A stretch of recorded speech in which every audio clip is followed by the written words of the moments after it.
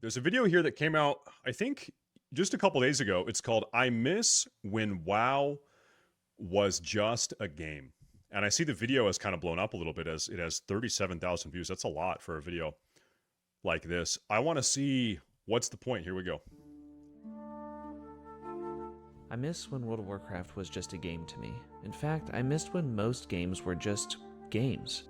I was reminded of this last night while playing Quest 64, an old Nintendo 64 game. There's barely any direction, there's no objectives, and there's a ton of rooms and corridors and hallways that just lead nowhere. It annoyed I love me games at like first. that. I would say stuff like, why would the developers put that there if it has no purpose? Or I'd say something like, that's bad game design. But then I did some reflection. There was a day before good game design, when games weren't designed to keep you engaged or keep your dopamine levels high or give you constant breadcrumb rewards. There was a day when they were just games, to play without purpose just for fun. Dude, that feeling when you are a level 2 dwarf warrior in Darnassus and the world is your oyster.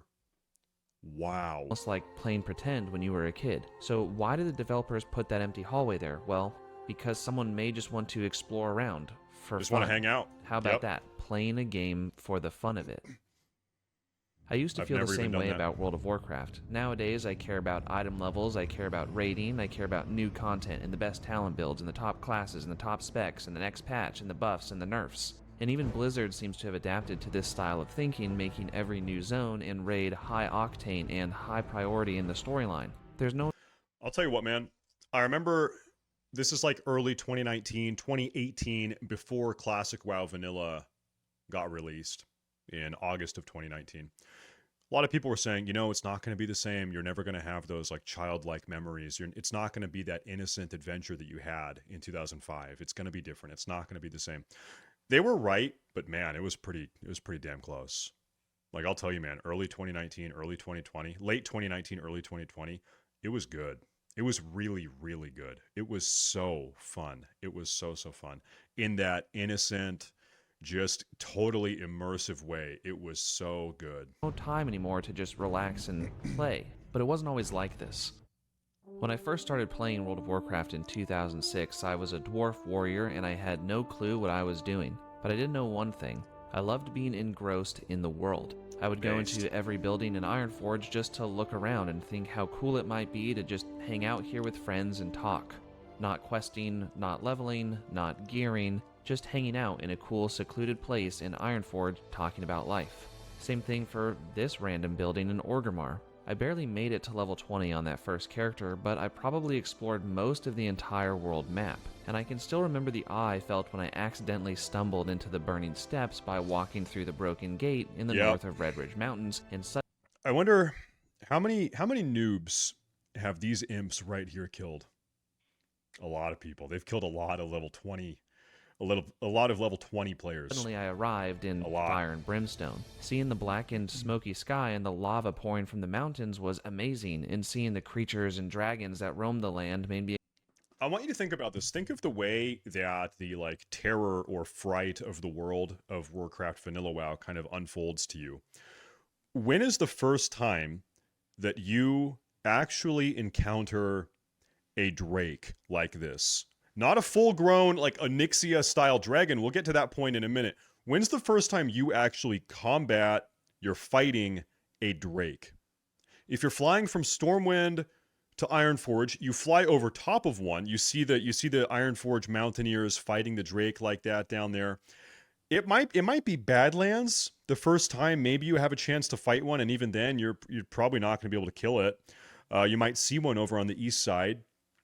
It might be the first time you do your Onyxia quest chain when you try to kill one of these drakes right here. Maybe you see the rare spawn in Hillsbrad, the red drake. Sure as hell not going to kill that, but it'll kill you. You'll see it at least. And then of course, like, you don't actually even see. Your eyes don't even gaze upon a fully grown, mature dragon until when? Until you go and fight Onyxia. There's a very slow incremental build up to that moment where you turn that corner in Onyxia's lair and it's like, God, wow. So that's what a dragon looks like. God damn. That's what it is. Yeah, no, Aranicus too. Yeah, you know what? Rewind that. Maybe Aranicus is that same moment. You're level 52.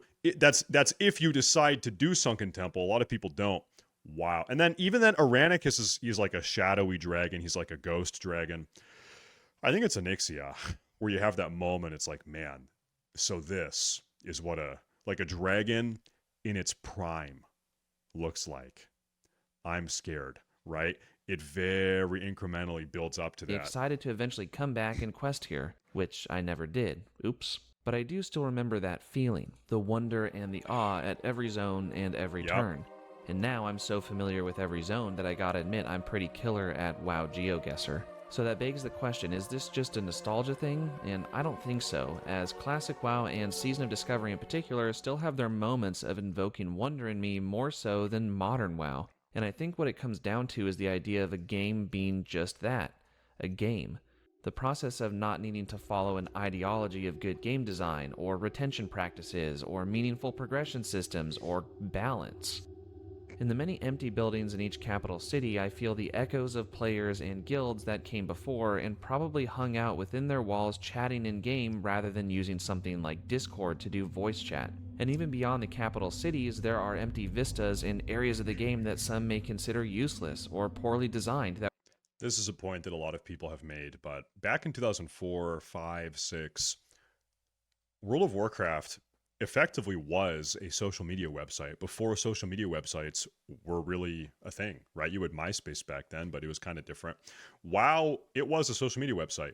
And then as the internet became bigger and there were more ways to communicate with other people, that value of in-game communication that World of Warcraft sort of uniquely offered, the value went down. It was devalued because there were so many other avenues with which to you had Ventrilo, you had actual social media websites, you had Facebook, you had Twitter, you had Discord, you had TeamSpeak, and now like you don't need to sit in an empty room in Ironforge typing to people because there's so many other ways to do it, right? But there was a time, little brief window, sort of at the dawn of the internet, where that was a really special component of World of Warcraft, no doubt. that were really just there to add flavor for those who wanted it. And even endgame raids in Classic WoW like Molten Core didn't feel as immediately pressing to complete as soon as you could. I mean, there wasn't always a world-ending catastrophe just on the other side if you didn't hurry up and progress through the raid. In modern WoW, there is a greater emphasis on the critical path and on progression for the sake of story, and in a sense, I get it. You have to keep the players engaged, you have to keep the stakeholders happy, and you need to constantly have high stakes. Unfortunately, Blizzard already crossed the border of highest stakes of all time with the Shadowlands expansion and the universe-ending Jailer. I mean, how can you create another engaging story without putting the universe at stake again? But that's just the point for me. I don't want another universe-ending, world-ending, or even continent-ending storyline. I want a lived-in world with smaller, more meaningful, bite-sized stories that are fun to explore. It's true. I think it's okay to have smaller regional problems, right? The fate of the world doesn't always have to be at stake. It can be like, listen, this guy, he's a warlord and he might take over all of Desolace if we don't stop him. That's a fine story. That's a compelling story. It doesn't have to be the world is going to explode. I don't want a fresh new continent where it feels like nobody's ever been there before. I want to feel as if I'm part of the world again, not the champion of Azeroth. I want to walk around and explore the corners of each zone and building, not for a reward or a secret, but for the fun of it. But the gaming landscape has changed. We don't need to talk using in-game chat anymore. Discord has a great interface, a bunch of communities, and it's easier than ever to voice chat with your friends. Back in the day, having a TeamSpeak or Vent server was a big deal, and having good enough internet to run that at the same time as playing World of Warcraft was an even bigger deal. I will also say, as far as the story goes, for me, there was sort of a spiritual death of World of Warcraft at the conclusion of the Legion expansion when Sargeras and the Burning Legion threat was apprehended or subdued or taken care of, right? The Burning Legion wasn't a problem anymore because prior to that, who's the big bad guy of Warcraft 1, Warcraft 2, Warcraft 3, Vanilla WoW, all in World of Warcraft's entire history, who is the big bad guy, the existential threat? This is the biggest guy we have. It's Sargeras. It's the Burning Legion. right? It's like everything is a result of the actions of the Burning Legion. Why did Draenor explode? Why did the Orcs invade? Why did the Lich King? Why did the all of it? It goes back to Burning Legion. Sargeras is on his way. Titans, it's a problem, right? And the second that story arc was concluded, it's like, well, surprise, it was actually the jailer. Actually, the jailer was behind every single thing, and he's the real super duper spooper bad guy. You just didn't know about it.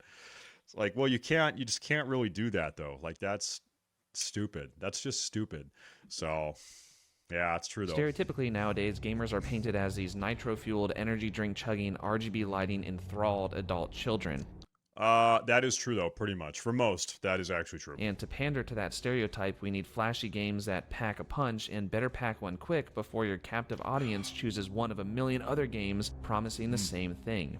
But there's another catch. They're all promising the same thing. How awesome would it be to finally have a World of Warcraft expansion or experience with a slower pace, a chiller vibe, and some good old fun exploration? And no, I'm not talking about the cozy game genre, which, side note, it's probably growing fast because more people are wanting that type of vibe, but I don't want WoW to be a farming sim or an idle game. I would want the upcoming WoW expansions to feel like classic WoW and Season of Discovery in their pacing. Slowed down, less high stakes, less flashy lights, less progression systems, with more corners to explore, whether they're empty or not.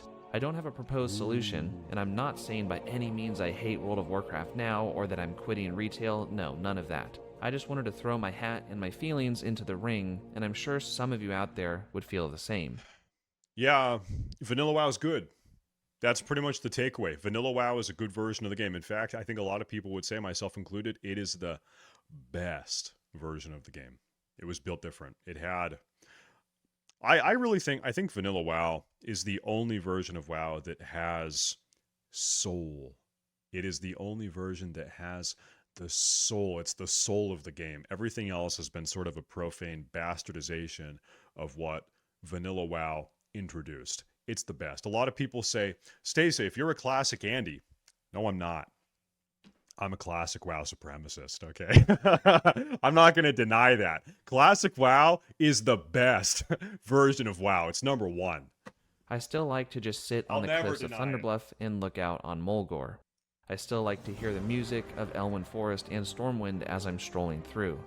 And sometimes, even as a heroic raider in Dragonflight, I still like to RP walk. And I hope that I'm not alone in saying I miss when games were games and we would play just for fun. Thanks for watching. Every time I see another player in this game RP walking, it puts a smile on my face. I don't know about you guys, but if I'm just running around, going to the auction house in Ironforge, if I see someone RP walking, it immediately makes me smile every single time. And take care. There you go. There you go. It's a good video. It's a good video. Excellent video. Let me link that out in the chat.